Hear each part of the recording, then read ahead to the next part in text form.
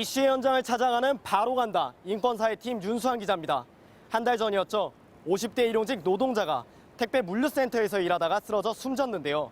택배 노조는 죽음의 알바로 불릴 정도의 가혹한 노동이 비극을 불렀다고 주장합니다. 대체 얼마나 힘들고 고통스럽기에 이런 얘기가 나오는 걸까요? 사망 사건이 발생한 바로 그 물류센터에서 단기 아르바이트로 일을 해보겠습니다. 인터넷으로 야간 근무에 지원했더니 오후 4시까지 지하철역 앞으로 오라는 연락을 받았습니다. 여기서 통근버스를 타고 2시간 반 걸려 CJ 옥천 물류센터에 도착했습니다. 여기서 기다리면 돼요? 네, 여기서 그냥 이름 불러주세요. 먼저 얼굴 인식 프로그램에 등록한 뒤 가만히 있어 움직이지 말고 깜빡거리지 말고 시키는 대로 근로계약서를 작성했습니다. 그런데 재촉하는 통에 계약서에 뭐라고 돼 있는지 제대로 확인할 수는 없었습니다. 더구나 계약서 한 부는 반드시 노동자에게 줘야 하는데도 전부 가져가 버렸습니다. 일 시작하기도 전에 목격한 첫 번째 불법 행위였습니다. 아픈 데 없는지 문진표도 적으라고 했는데 이게 있다고 뭐가 달라지나 싶었습니다. 일부러 손목과 허리가 아프다고 적어냈지만 한 번 쓱 보지도 않고 걷어갔습니다. 일할 때 뭘 주의해야 하는지 설명도 없이 바로 작업에 투입됐습니다. 처음 맡은 건 내일이 멈추지 않도록 작은 택배를 골라내는 일. 그런데 생각보다 쉽지 않았습니다. 레일 돌아가는 속도가 엄청났습니다. 지금 이 장면, 일부러 화면을 빨리 돌린 게 아닙니다. 실제 속도가 이 정도입니다. 잡으려다 놓치고 집중해도 실수가 나올 수밖에 없었습니다. 레일에 택배가 쌓여가자 관리 직원이 달려와서 직접 빼내기도 했습니다. 저뿐 아니라 다른 일용직들도 비슷했습니다. 무시무시한 속도에 맞추려고 뛰어다니고 사다리를 타고 레일 사이를 넘나들기도 합니다.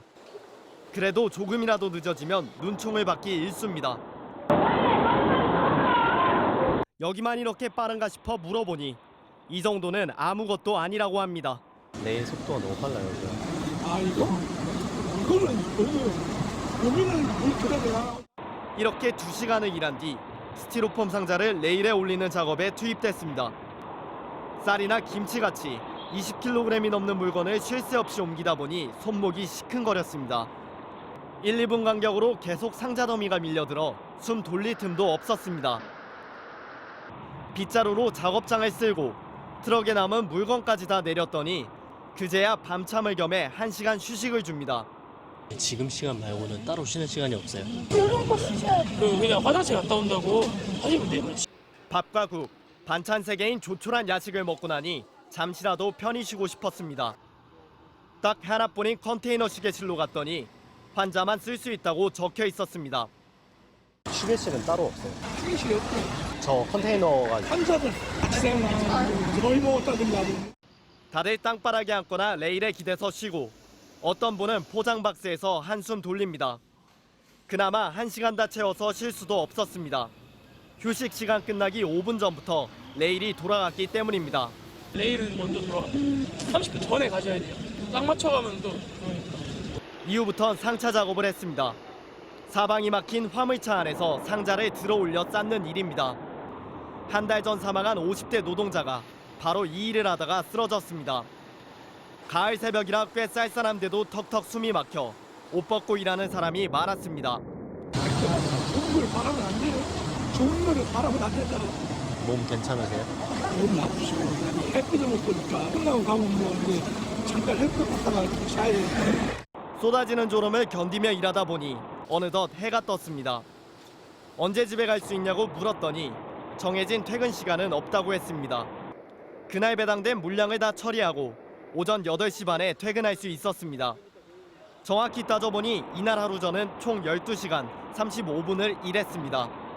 4시간 일하면 30분 휴식을 주도록 돼 있는 근로기준법에 따라 최소한 1시간 30분은 쉬어야 했는데 실제로는 55분밖에 못 쉬었습니다.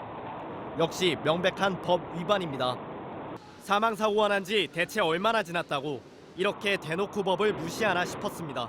4시간에 30분 부여하도록 되어 있는데 그 휴게 시간을 보장하지 않았다면 그 부분은 법적인 조치가 필요한 부분이라고 판단됩니다.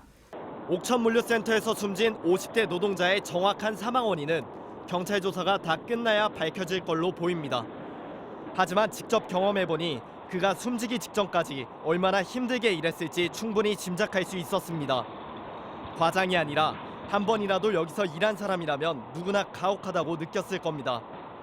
주간 최저임금의 연장근로와 야근 수당까지 합쳐 13만 원을 받고 돌아가는 길에 만난 한 일용직 노동자. 그는 저에게 다시는 여기 오지 말라며 이렇게 말했습니다. 또 만약 여기 계속 온다고 생각해봐. 또 3일하고도 주고 3, 4일 하면 바로 간다. 윤수환입니다.